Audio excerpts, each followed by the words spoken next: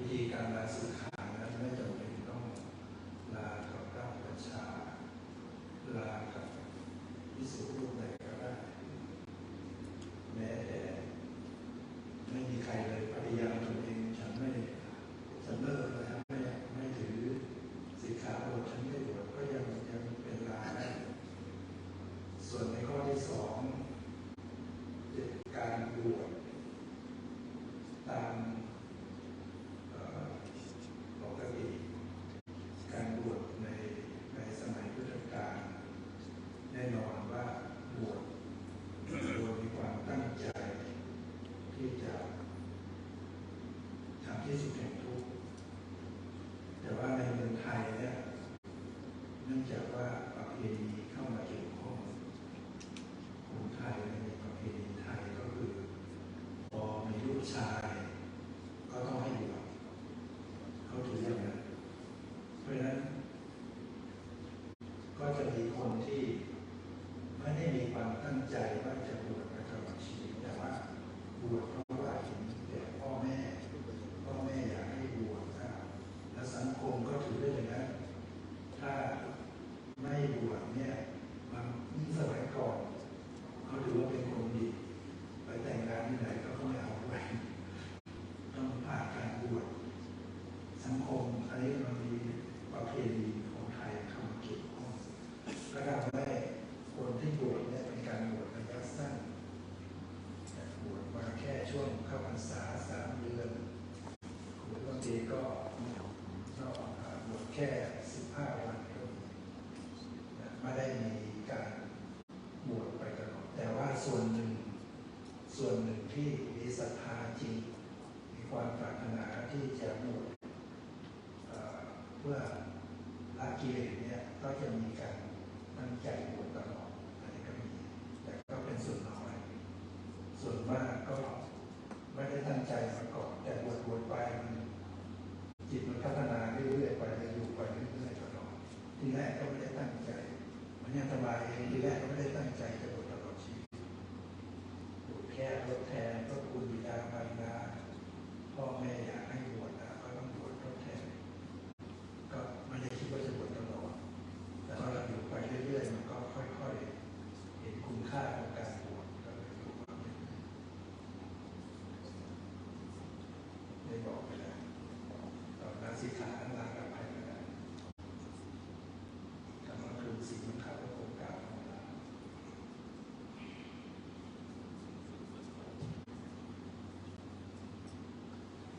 そうね、기시나 저 당국이 또 부족을 줘와 뭐 부족을 내가 지난 소수 그거 자리에 그런 좀 선거 줘와 간도 뭐 쉬이 나오길래 그게 영화로 했으냐 수로 변해야 되겠지 하고 소수랑 얘기야 그런 또 뭐야 소지고 변해야 가라고 지금 요 생기기 시작하는 거 오지 직지야 아니 이거들라 아니 여기 이 그런 거 줘와 소수 그런 거 보여줘 지난 다른所以有的是他连过来都学生啊，随便了，你每方面的工具这个几个你或者超切合呀，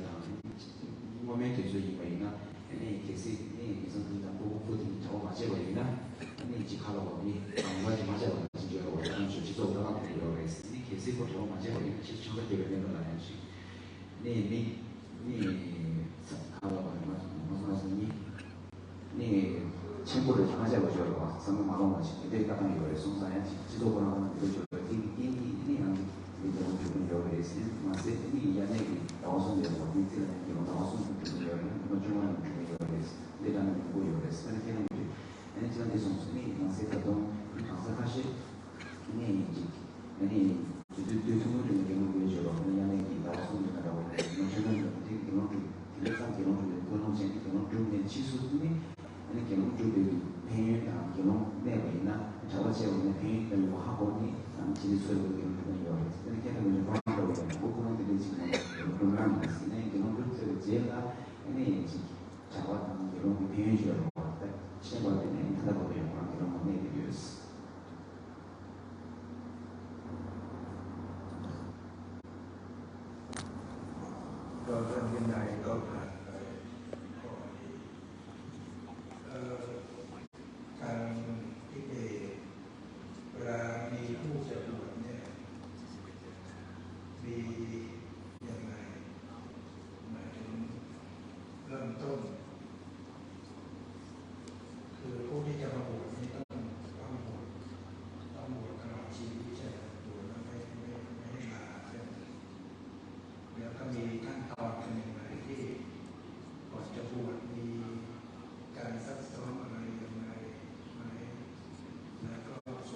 กรรมตำรวจเนี่ยเดี๋ยวก็ค่อยมาดูซึ่งกันและกันอาจจะฉายพฤติกรรมการทำสังกัดผสมบทของฝ่ายเทรวาสให้ดูเดี๋ยวเราจะดูทางฝ่ายอาญาและพฤติกรรมทำอย่างไรแต่ว่าเบื้องต้นจะมีการมีระเบียบการมีวิธีการอย่างไรเมื่อมีอุระบุปรารถนาจะบวชทำยังไงบ้างก่อนบวชมีการก่อนบวชทำอะไรยังไงไหมอย่างนี้ต้อง你光举的例子啊，英国和就在那天为什么说那个那个这个，那些比如光话就越来你可能觉得那个了，那个就那个了，你越人觉得话，越人不得有的，你马上就马上那是中国解决的话，你的话那么就马上中国这个的话那个结果觉得话，中国那个多，我听那新闻说的，你对越人的中国这个说的越来越多，我这个马上越来越多，你越来越多中国觉得话，中国人没有的，你今天嘛其实。你们这里，你可能是不用就成结了吧？就成过了，你年龄大了，可能是这种可能啊，就对那个意思，你们这就别过了，你主要是什么？你可能这个马路就长大起来了，长大这个这个长大起来了吧？长大这个主要是什么？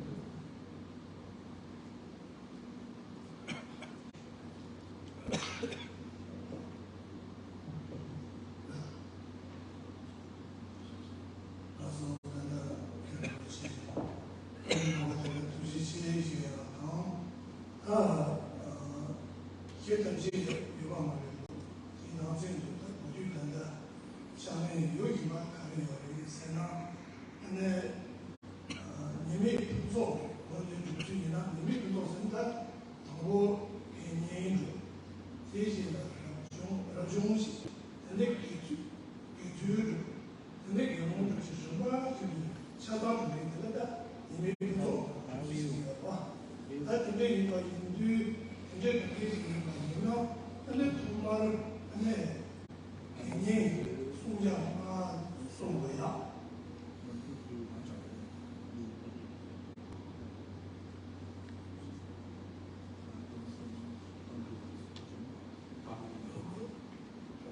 ขั้นตอนการผสมบทของเขาครับจะมีขั้นตอนอย่างนี้นะครับมีผู้ชายจะเข้ามาบวชในปัจจุบันครับตอนแรกก็คือต้องเป็นบวชเป็นผสมบทอุบาสกก่อนนะครับเองครับจากนั้นก็เป็นรับจูเป็นรับจูในที่ภาษาไทยไม่มีเพราะว่ามันคล้ายๆหน้านะครับก่อนเลยแต่ว่าไม่เหมือนหน้าเขาสักทีเดียวร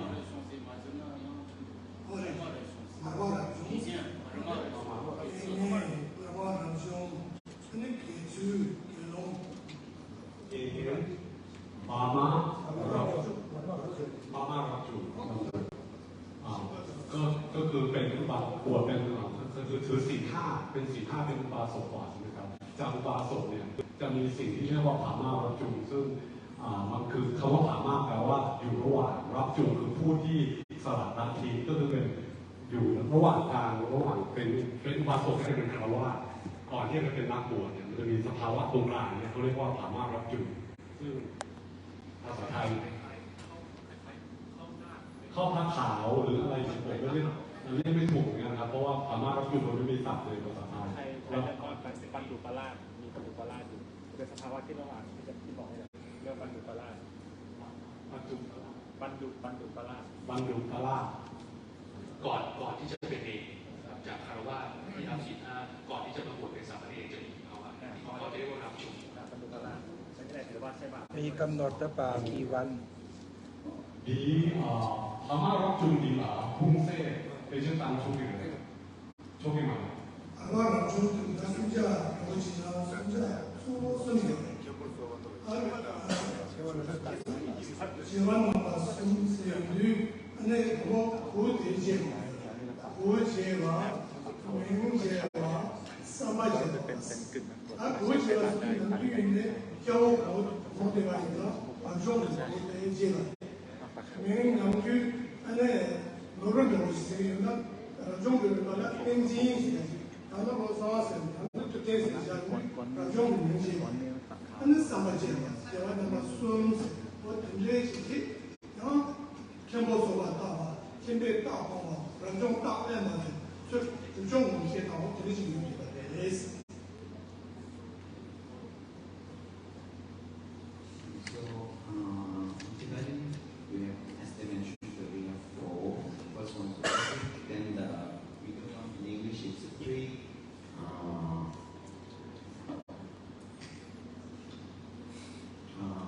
Three noise. So before, after opposite, before noise is 3 noise. So it is three vowels.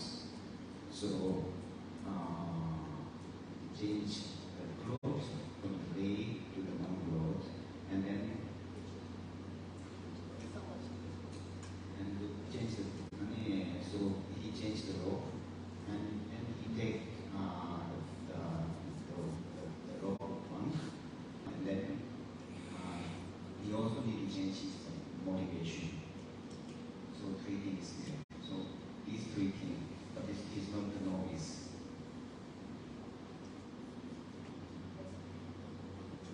So these are no vowels, but 用了同胞来嘛，用出生时来呀，同胞时，用出生时送下的，送到出生时同胞时嘛的，他给主的给年的，然后这个同胞时的意思。 เมื่อกี้ท่านบอกว่าในการบวชเนี่ยนะครับเริ่มต้นก็คือเมื่อเข้าสู่พุทธศาสนาอันแรกก็คือจากคนธรรมดาไปเป็นผู้ที่รับศีล5ก็เป็นอุบาสกหลังจากนั้นเนี่ยเป็นอีกภาวะหนึ่งที่ท่านจะเรียกว่ารับสู่เป็นภาวะที่ก่อนจะเป็นสามเณรเมื่อกี้พูดถึงนะครับและลักษณะพิเศษของการที่จะเข้าตรงนี้ก็คือว่า1คือเปลี่ยนผ้าแต่ไม่ใช่เป็นผ้าจีวรนะครับเป็นลักษณะของผ้าอันที่2คือได้รับชื่อนะครับชื่อใหม่อันที่3คือเปลี่ยน เจตนาภายใน motivation เป็นเจตนาภายในว่าต้องการจะสลับเราอะแต่ก่อนอันนี้เมื่อเป็นสภาวะนี้ไปเรื่อยๆเนี่ยถ้าตอนที่เราไปดูเขาก็ที่วัดที่เป็นกลุ่มเนี่ยคนที่อยู่ในภาวะนี้คือเขาจะโกนหัวแต่เขาจะเหลือจุกไปนิดนึงครับหลวงพ่อครับไว้เป็นสัญลักษณ์ว่าคนนี้ยังไม่ได้บวชเนรแล้วเมื่อไหร่เขาจะบวชเนรเนี่ยเขาจะตัดตุ่มแล้วก็กลายเป็นผู้ที่โปร่งผมทั้งหมดนะครับแล้วเมื่อนั้นก็จะเป็นสามเณรเมื่อเป็นสามเณรแล้วถึงจะเป็นต่อเนื่องแล้วถึงจะค่อยได้รับการอุปสมบทเป็นพระภิกษุอีกครั้งเพราะฉะนั้นเขาเลยเขามี4คล้ายๆ4ครับให้เวลานานเท่าไหร่ซึ่ง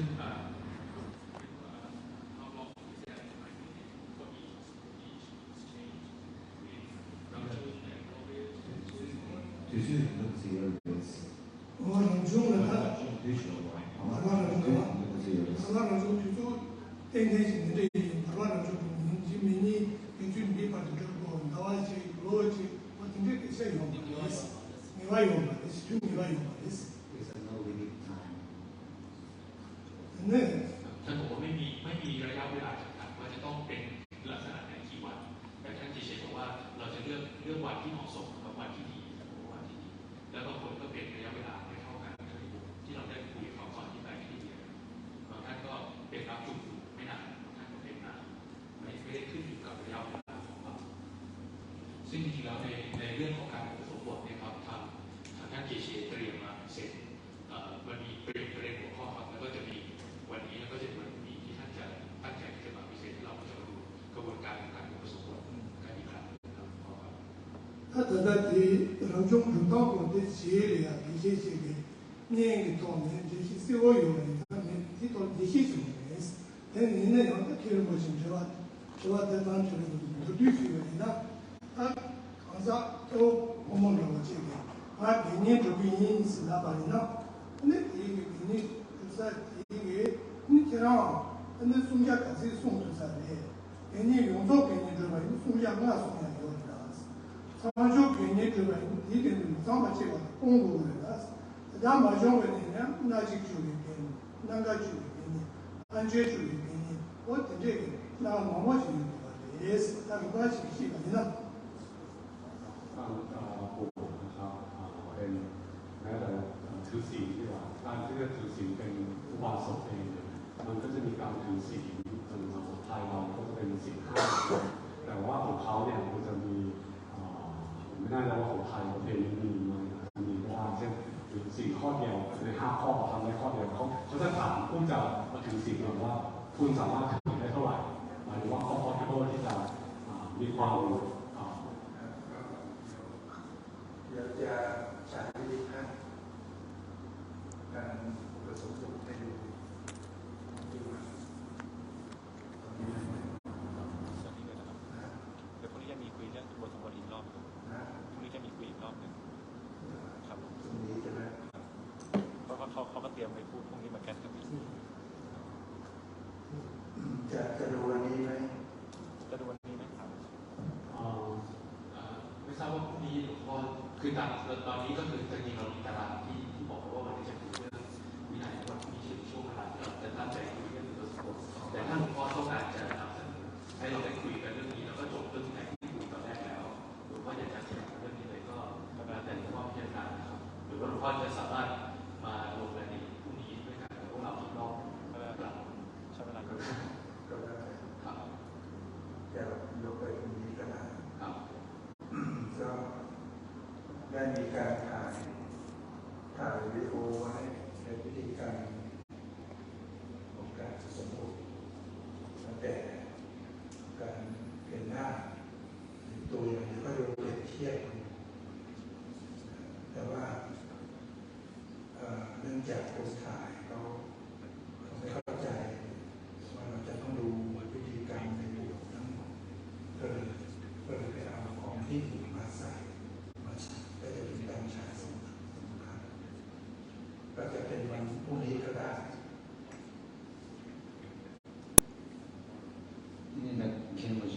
지난 또 외국의 경험 동고주와 단도소에 스타일에 세림 시작하는 상의로 상의 맞대기 근데 뒤콜라 니동주에서 니동나 되는 게 있나요? 거 이내에 저로 이렇게 되기 아니 대문을 된 거예요. 어디야? 같이 대체되기 위해서 아니 그런 거 맞아 얘기 이거로 하시면 되듯이 스타일에 니다 이런 것도 동고주와 우리 연동대 얘기 쓰는 게 있어요.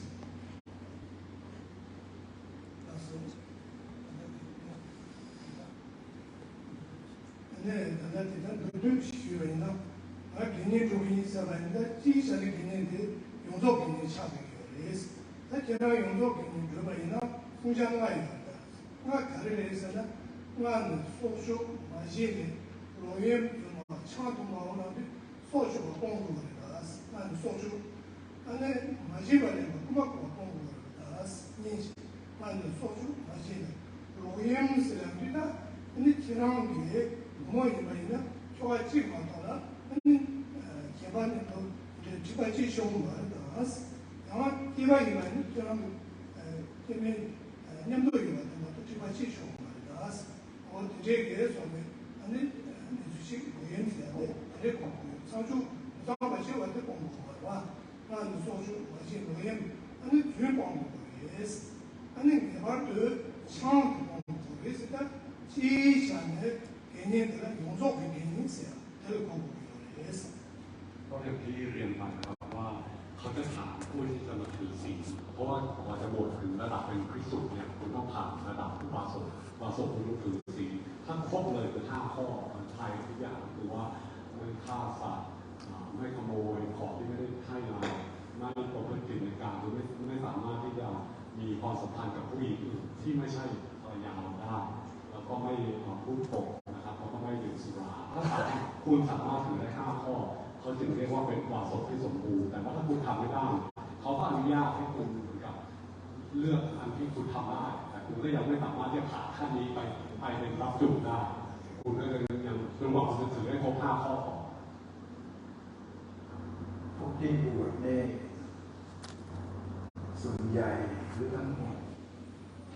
ที่ต้องบวชตลอดชีวิตเป็นส่วนใหญ่หรือว่าทั้งหมด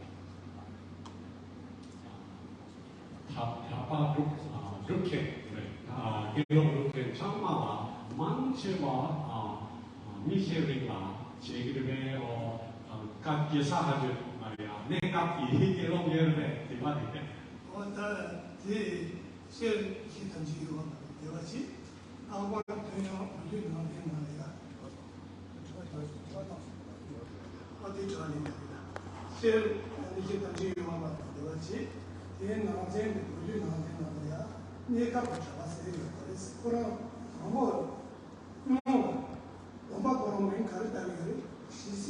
초장 동마스 지시 초장 동마스 마시 바르레 인스야 어디면 지시 초에서는 마시 바르 지시 초 류초 류 마시 바르 소미 인스야 어디서 맞고 내가 뒤로 말이스 영어도 맞아 기초도 맞아서 ก็ท่านเรียนเป็นของพ่อนะครับว่าในสายมูลนิกายมูลสติวาติซึ่งเป็นส่วนหนึ่งของสายสาวกญาณเนี่ยที่เผยแพร่ไปถึงทิเบตก็เป็นส่วนหนึ่งของนิกายนี้นะครับในนิกายนี้เนี่ยการถือสี่ข้อเนี่ยก็คือศีลเราจะถือปริโมกข์เนี่ยไปตราบจนถึงลมหายใจสุดท้ายนั่นหมายความว่าคุณจะบวชเป็นภิกษุก็ตามคุณจะบวชเป็นสามเณรก็ตามศีลอันนี้ของคุณจะต้องอยู่คุณต้องมีเจตนารมณ์ที่จะถือจนถึงลมหายใจสุดท้ายเพราะฉะนั้นคำตอบในก็คือว่ามันไม่มีคำว่าชั่วคราวการบวชชั่วคราวไม่มีเพราะว่าคุณจะถือศีลอันนี้ถ้าคุณเจตนาคุณจะบวชเป็นสามเณรจะบวชเป็นพระก็ตามคุณจะต้องถือมันไปจนถึงลมหายใจสุดท้ายเท่านั้น ศีลเนี่ยมันมีศีลเราว่าก็คือศีลห้าปัสสกปัสสิกาก็จะศีลแปดสมณเณรก็ศีลสิบพระภิกษุก็200 กว่าเนี่ยที่เราถามคือถามการอุปสมบทเป็นพระภิกษุเนี่ยบวชแล้วต้องเป็นผู้ขอบวชตลอดชีวิตใช่หรือไม่ ใช่ครับคำตอบคือใช่เพราะว่าตอนที่ท่านตอบก็คือว่าสำหรับเขาผู้ที่จะมาบวชเนี่ยต้องมีเจตนารมณ์เดียวคือชั่วชีวิต Yes, which I mentioned that they have an intention to walk in the whole life. Intention is there, whether it's novice or whether it's a monk, they have intention or motivation. I'm going to walk in whole life. Intention is there all the time. ก็คือคำตอบท่านคือว่าเจตนารมณ์ในการออกบวชเนี่ยนะครับไม่ว่าจะเป็นสามเณรหรือว่าพระภิกษุของท่านก็คือท่านในแง่ก็คือว่าต้องการจะบวชตลอดชีวิตเสมอนะครับที่ท่านพยายามจะบอกคือว่าไม่มีคอนเซ็ปต์ของการขอบวชชั่วคราวพยายามจะรักษาชั่วคราว แล้วมีไหมที่บวชไปแล้วก็สึกมีไหมมีสึกไหมมีลาสิกขาไหมนะ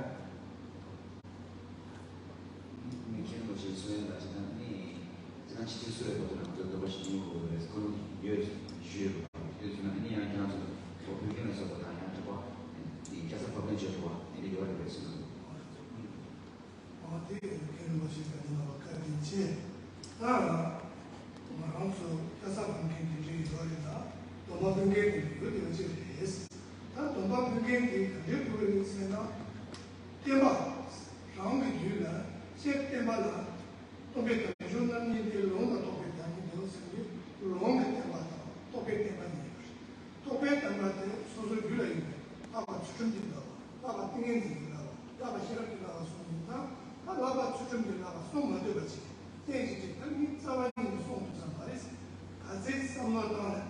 아다의天제 시스템도 말해서 말이면 아니 부야야 되고 있어. 이렇게 되지 이거지. 라와 그 다시 보세요. 라와 비단지 이거지. yes.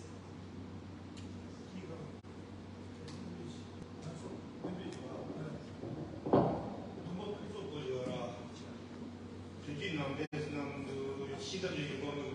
굳이 유대의 힘이지 좋아 미식 파악이 남이 고통이 주고 해서 이집이 정도되라고 하는 그 시행의 그 너무 고소 삼삼을 되게 싫어지고 해야지 근데 이 기니에서 들어서 나가지고 기니에서 저러 어디로 당번 리뷰 잡아 용수도 와가 치수 수마도 나지 나가서 줘야 돼 시대적인 거는 되셔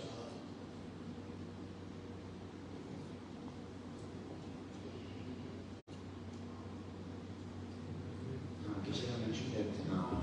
yes, in the Buddha service we have practiced that people who are offering the vows and also the service they are possible. That is also possible. And also Krishna mentioned that when we offering back our vows during that time, the person being offered, he or she need to understand what we are going to offer. So that's a practice thing.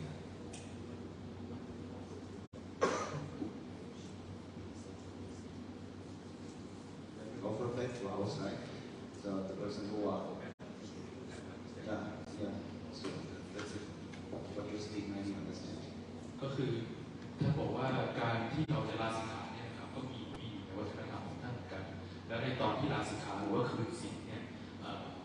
เนี่ยก็คือว่าผู้ที่ท่านจะต้องคืนสินกับใครสักคนแต่ผู้ที่รับการคืนสินเนี่ยจะต้องเข้าใจด้วยว่าท่านได้คืนสินคือคนที่รับนะครับจะต้องมีความเข้าใจว่าเนี่ยท่านคนนี้ได้คืนสินแล้วมีการเข้าใจกันขึ้นรับรู้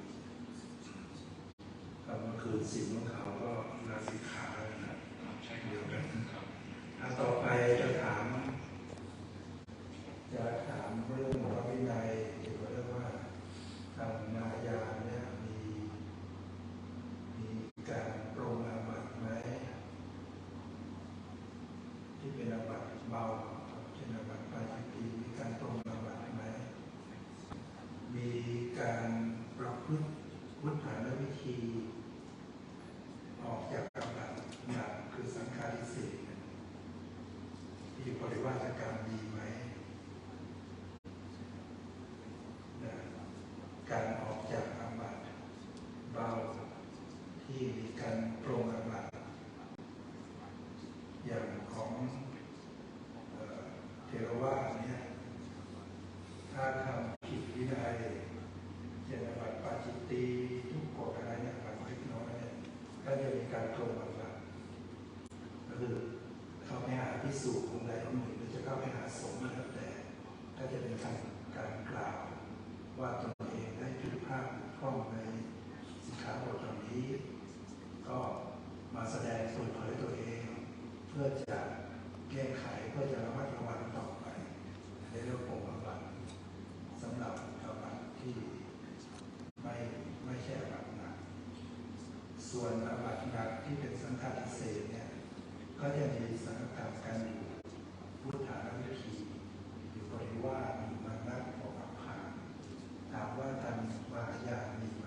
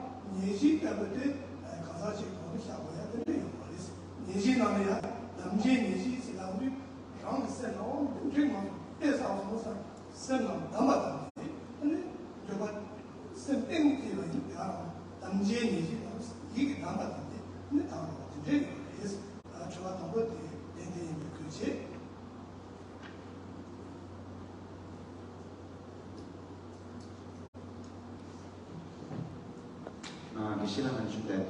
and according to the Saraswati Tibetan Vinaya practitioner, we have that if not Sanghatises, if Nisikiya or something offense, we fault, make mistake, then we have this tradition to go to during the opposite time. During the opposite time, we come to one bhikkhu and then we purify. That tradition also exists here. But for the Sikhiya, for example, Sikhiya, we need Sekiya, there are many schools. We don't need to go before to purify, but if you make this kind of mistake, then you have to realize, and then you have to, by your realization and then by your understanding, and then you have to wow, or I'm not going to commit the same thing in the future. So this thing is existing. So this is the answer for the first question. ท่านบอกว่าในส่วนของการต้องอาบัติเนี่ยนะครับท่านก็มีวิธีการต้องอาบัติเหมือนกันอาบัติปกติแล้วเนี่ยที่อันนี้ยังไม่พูดถึงสังฆาทิเศษครับอาบัติทั่วไปเนี่ยท่านก็จะมีการตรวจอาบัติในช่วงทุกครั้งที่มีการอุโบสถเช่นกันโดยวิธีการของลักษณะเดียวกันกับของบ้านเราก็คือเข้าไปหาภิกษุรูปใดรูปหนึ่งเข้าไปเปิดเผยสิ่งที่ตัวเองต้องอาบัติแล้วก็ตั้งเจตนารมณ์ว่าจะไม่ประพฤติผิดอาบัตินั่นเองนะครับท่านเดียวกันส่วนที่ต่างอีกนิดนึงก็คือในพาร์ทของเสกียะคือพระสุเสกียะเนี่ยท่านให้บอกว่าไม่จำเป็นจะต้องเข้าไปหาภิกษุอีกรูปหนึ่งเพื่อไปแสดงอาบัติเปิดเผยก็ได้แต่ขอให้มันเป็นการที่เราได้รับรู้ว่าเราได้กระทำได้มีการต้องอาบัติและตั้งเจตนารมณ์ว่าเมื่อเรารู้แล้วเราก็ตั้งเจตนารมณ์ว่าจากนี้ไปเราตั้งปณิธานเราจะไม่ประพฤติผิดอาบัตินั้นอีกแค่นี้ก็เป็นการชำระล้างการต้องอาบัตินั้นนะครับ 결혼을 주가 못해 다동네 수종 최무시 기관이나 소종 가면야 동아시아 용두 소종으로야 동아 도줄 때가 다중화된 민물의 취해주 탈사 깨마주도 생결도 라정도 꿈이 고마워 생두 취해주를 관해 소종 가주종은 나와 지금 말아야 나와 양호식 소종식과 나무 소종이 소종 가면야 근데 아마 면세대 명의 지역에 수요일인 주시에 주가 있는 약 다수 대리지 요리지 세우시라 해서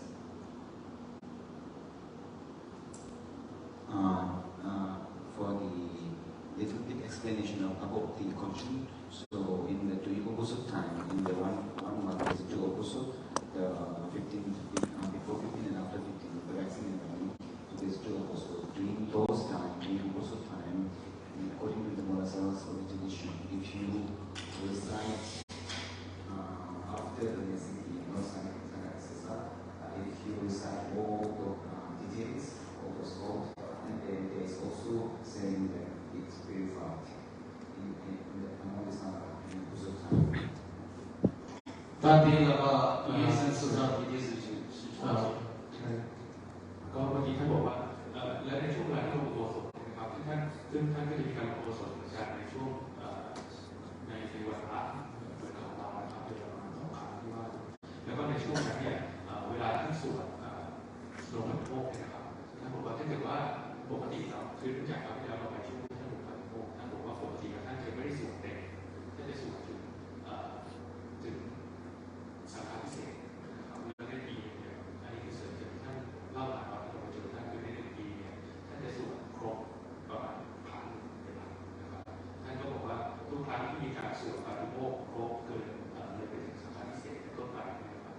ก็จะถือว่าเป็นการที่purifyคือชำระล้างอาบัติเหล่านั้นให้กับผู้ที่เข้าร่วมฝ่าปาฏิโมกข์ด้วยเป็นวิธีที่ออกจาก看不起周给主要女士从主要通过了那弟弟就是说解释他们每这个东西都是实际计划的你玩的注重了等不要的事我对当地人是了送了的少当满足了中国都是送了是不需要的事电的干嘛给我说个给我人等等的当然实际计划我对这件事情嘛所以马路的实际几乎没有的事给的天气马上嘛呢他等到我说但是这个上来了注重那个多马东的马路的这呢实际几个的事当然是建议是呀是当然也是呀当然上来些呀我都说的马路的多马东的马路的几个的事我天气今年实际几种天气就是事So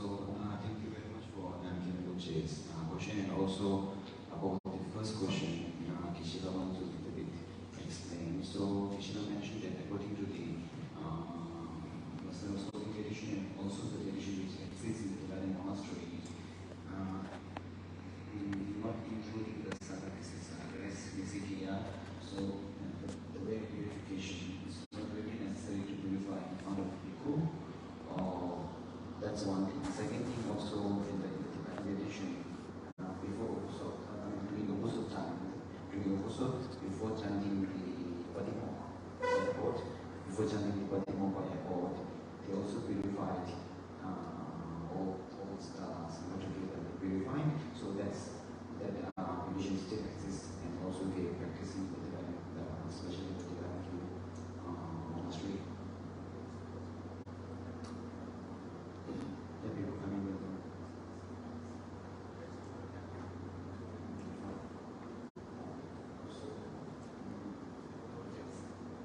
According to the text, it's no need to purify in front of bhikkhu, but still in the monastery tradition, you do purify altogether before chanting Patimokkha, to purify everything.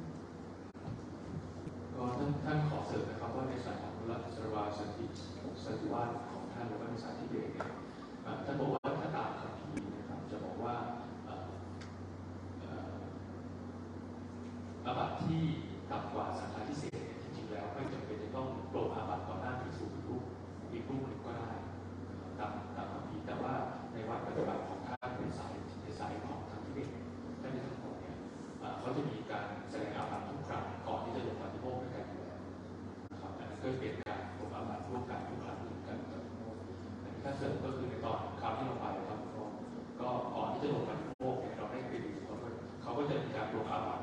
ทีละองค์ร่วมกันในเป็นครั้งเดียวลงอาบัติต่อท่านเจ้าอาวาสเป็นองค์ปฏิโมกข์ด้วยI'm not sure. So I make a mistake translation here, so I just ask Krishna again. So he mentioned that if you cannot purify in front of the bhikkhu, so then you can purify it during the opposite time. During the opposite time, before chanting the Patimokkha, so you can purify. I mean, no, actually,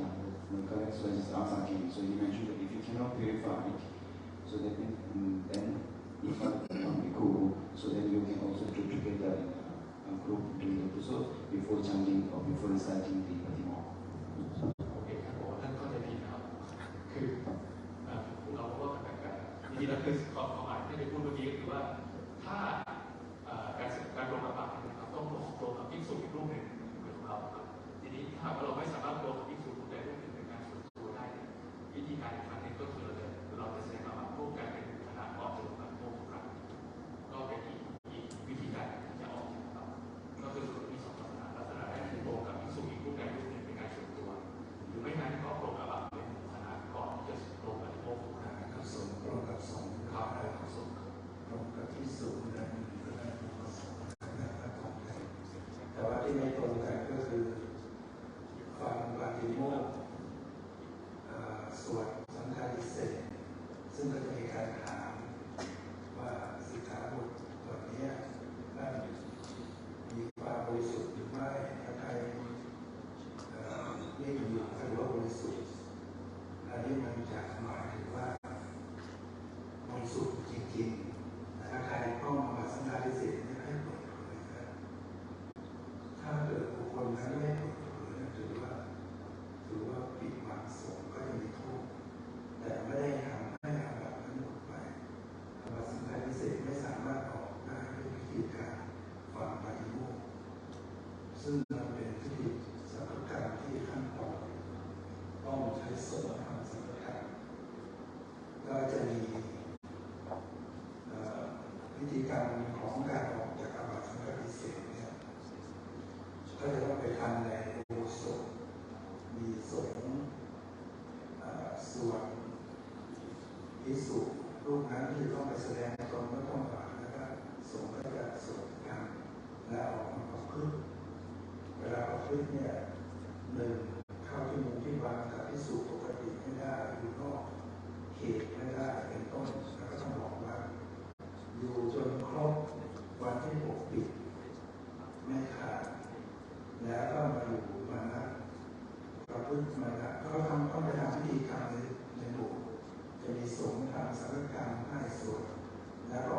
กมาอยู่ในขอบเขตที่สมกำหนดต้องบอกว่าทุกวันต้องไม่ออกนอกเขตจนครบ6 ราตรีไม่มีการขาดจากนั้นก็ออกมาพาตอนออกมาก็จะมีภิกษุสงฆ์ทำสังฆทานในบทอย่าง120 รูปตามพระวินัยของเถรวาทภิกษุอย่าง120 รูปทำสังฆทานสวดดึงกลับมาเป็นภิกษุที่บริสุทธิ์เหมือนเดิมนี่คือตามวินัยของเถรวาทจะมีขั้นตอนทั้ง3อยู่ประพฤติปฏิบัติอยู่มานะแล้วก็เหมาะที่จะออกจากหนัก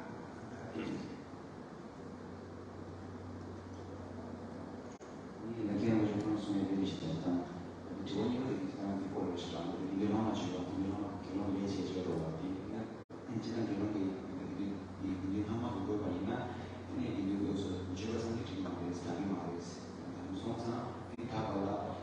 vedendo non è che non ci sono di due c'è questo, c'è un posto che non ci vuole, non c'è c'è la coscia, c'è la città, non è una pizza, c'è la cosa non è questo. Non è lì, c'è la cosa del genere. Di nostri diciamo quando ci queste vicine di nuova azienda non sono perché non c'è di non poter di ciò non so di questo 맞습니다. 이 공주시 방문 지시는 이게 땅에 지시고 되게 좋습니다. 이 지상 공부인으로서 이 중앙 지방 조화를 했습니다. 그냥 된다고 뭐 그냥 사직이들은 사실 나를 따르시라. 옛다와 때문에 군주 투기에 가서 근데 인기에 먹을 중시하. 이 군대들 지인이 치수는 군대 하마 그럼 기도 주는 거 내임당이야 시시하. 내임당에 공부인으로서 직원 약간 내임당에. 근데 이 군대이 치수가 대원하는 소속이야 이 정말 교회나 양가가 젊은 시작 대상체 지구 시작하시라. 그래서 맞은 뭔가랑 나랑 그걸 내가 뭐야 기고나 강만 주니 이 내임 따라들 중수로 누가 너무 그와 중수로 나도 되면 공부 용수 자신이 잘했다 그럼 내비서 찾아야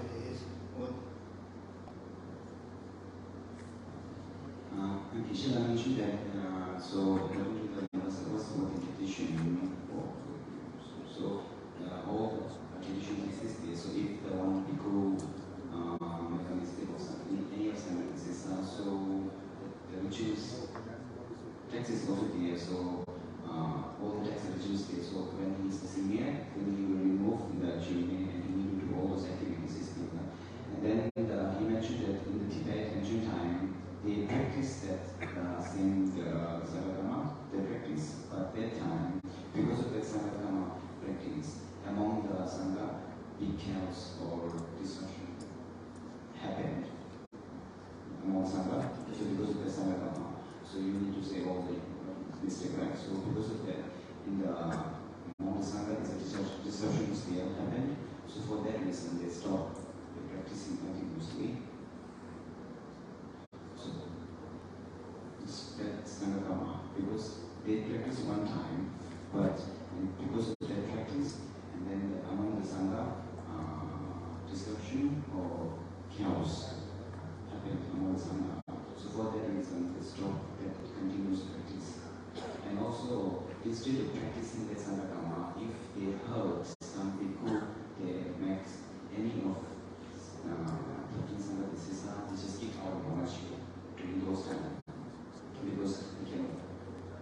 all time. But currently, even in this monastery, he also saw that if someone make any of the Sangagama, even the kick out of the monastery, but the Sangagama is not there. The practice, I would say, inviting the more than 20 bhikkhus and then the one karma, those karma is not exist.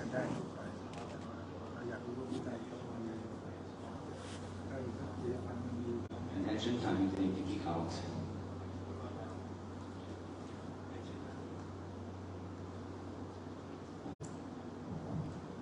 ท่านบอกว่าในสายของบุรัสวาสนิวานี่ท่านพูดถึงว่าการ การแสดงอาบัติสังฆาทิเศษเนี่ยนะครับว่าก็เหมือนคือเมื่อกี้ท่านฟังท่านก็บอกว่าลักษณะที่เราพูดถึงในสายของบาลีเนี่ยท่านก็มีแบบนั้นเหมือนกันแล้วก็ในยุคโบราณเนี่ยทำแบบนั้นนะครับแต่ว่าท่านกำลังเล่าว่าแต่มีอยู่ครั้งหนึ่งในสมัยโบราณเนี่ยมันพอมีการออกจากสังฆาทิเศษเนี่ยมันมีเหตุบางอย่างที่ทำให้มันเกิดถ้าใช้คำว่า chaos เกิด disruption ก็คือมันเหมือนมีเกิดความวุ่นวายขึ้นในคณะสงฆ์นะครับเกิดปัญหาขึ้นในคณะสงฆ์จากการที่มีการออกจากสังฆาทิเศษแบบนี้แล้วแล้วก็ทำให้หลังจากนั้นท่านหยุดไปมีการหยุดการทำกิจกรรมในลักษณะนี้แล้วหลังจากนั้นก็มีวัฒนธรรมว่าถ้ามีพระภิกษุรูปใดเป็นผู้ที่ต้องอาบัติสังฆาทิเศษแต่ว่าในยุคโบราณเนี่ยท่านใช้วิธีว่าให้ขับออกจากวัดออกจากคณะสงฆ์นั้นแต่ว่าเมื่อกี้ถามว่าเรื่องปัจจุบันเป็นไงท่านบอกว่าท่านเป็นที่สอง难道看不起做给做了你们给了你懒就不做解释这个主要的倒是那么就公开这个那我们这里个那人的意思，完了就是主要告诉我们，第一个对了，这个其中那个就是个国家法国认识，第二个不起来这个是主要解释，公司里是好多都是这方面的他们设计这个过程的上个脑了现在他们实际计划了多做法多挪法多做法现在用我听这个什么当时也是双倍了的好多不中下场几个月的事现在听这个小问题当地去了过了听这个嘛的事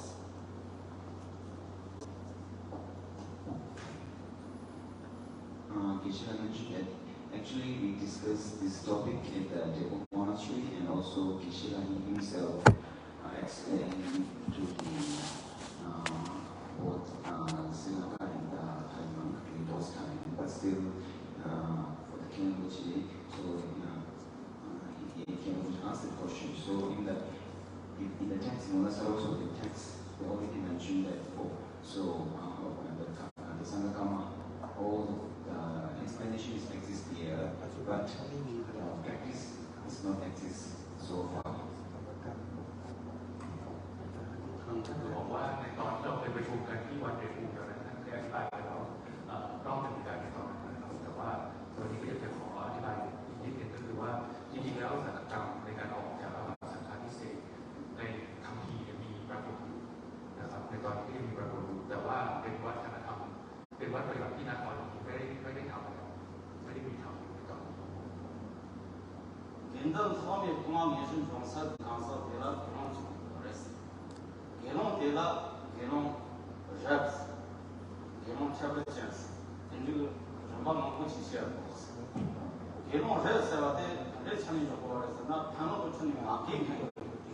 起了，给弄热死的不是？真正给弄起的，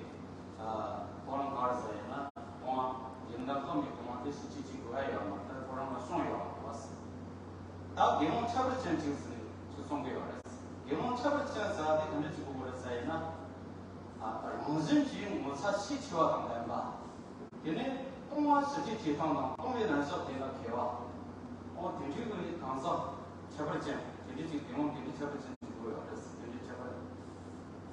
就送给了的事。听这给我吃不见的，我不用啥了，我听这马上要从实际国内打人，我后面给我给打破的。So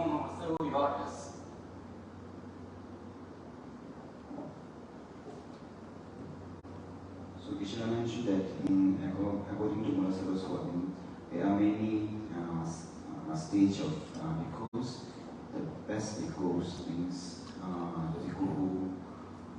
hasn't any fault of Sangatisa or whatever, anything. So he doesn't make any mistake, that's the best. And there are one bhikkhu who's a special bhikkhu, which means he has some kind of special marks, and also he is expert on all those purification. So for him, without following the Sangakama,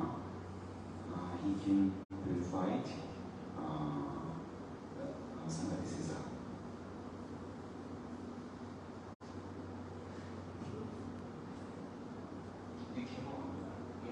简对了，然后是去摩擦细情不中间吧，如果当工人来说是要有新鲜，我定这就不要来死，定这题不光用上了说定这马起那种东方时期，东方的导致这给我来死，所中实际情况，导致给我，定这种呢所有。For the special bhikkhu, okay? For the special bhikkhu,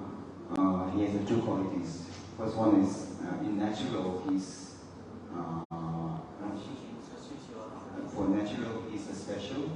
and then he's expert on all the purification. So without following the Sangha he can purify by himself.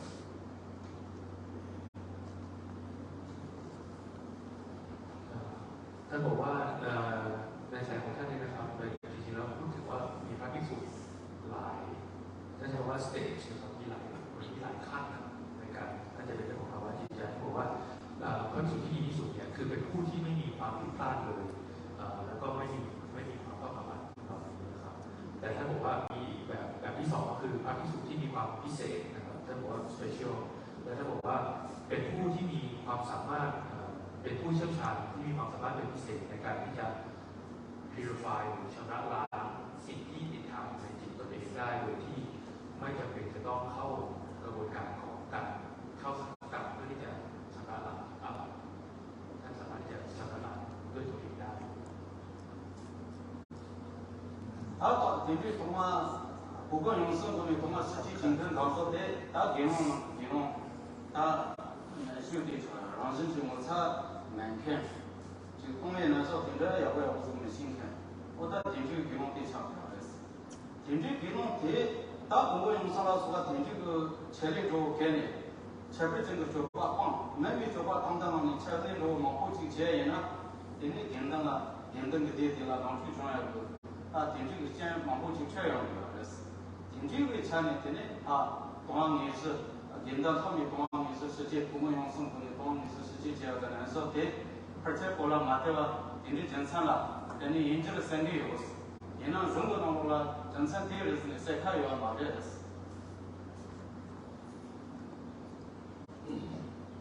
So for there's a third bhikkhu who is not expert on the Vinaya purification and is not special, and also he is not the best bhikkhu who is not out of all those fold, who didn't make any mistakes. So the third one, so he need to purify it by doing Sangha. But as I mentioned before, that during because of those Sangha during those there is a story or the event that happened in Tibet because of during those Sangha time, when they did the Sangha and then among the Sangha, the disruption or the chaos, right? So that happened. So maybe that reason so far that Sangha practices don't exist, but the real reason is why in the Tibetan tradition, especially the Mullah Saraswati tradition, which practices Tibetan tradition, why that Sangha doesn't exist, the reason is not clear. But from the Kishila point of view, maybe those are the reasons why it doesn't exist.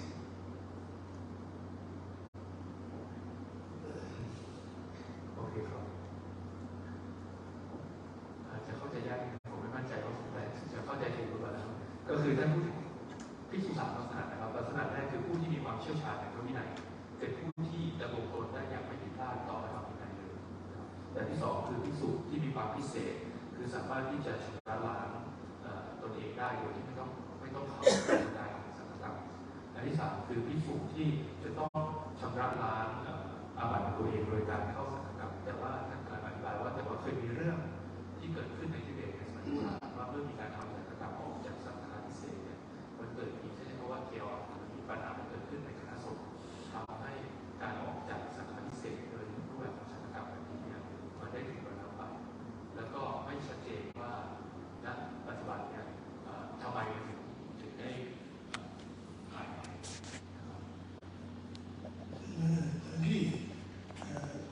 一些人说嘛，那应该去找人，他们自己懂了，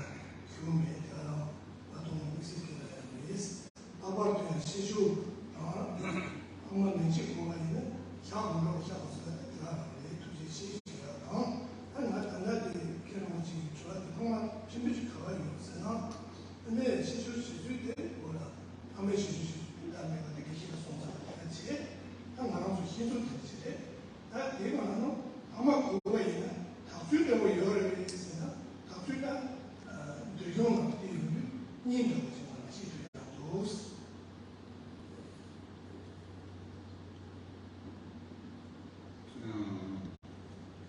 So Kishina said that, so those are the reasons which Kishina mentioned. This is the reason why the Sanghakama doesn't exist in Tibet. But he wanted to add few more. If someone has a Sanghakama or someone is false in Sanghakama, and then how to purify it. According to Vinaya, these are two ways to purify it. ท่านบอกว่าด้วยเหตุผลที่ท่านติเชได้อธิบายมานะครับการออกจากสังฆาทิเศษในตอนนี้มันเลยเปลี่ยนไปแล้วก็ในตอนนี้ท่านเลยจะอธิบายว่าแล้วถ้าเกิดว่ามีผู้ที่ต้องมาตัดสังฆาทิเศษตอนนี้จะออกจากอะไรกัน다수의 경제시설을 생두 상대중년이 너와 농지다 혼지다 공동시와 요인들 근데 가정화 때 명례 최초 타자 때만이다 생존도 여정도 운이 고마워 상주 운이 고미야 때 동안 다주시 송거래스 So according to the Vinaya texts, so there's Krishna mentions few things, but first one is by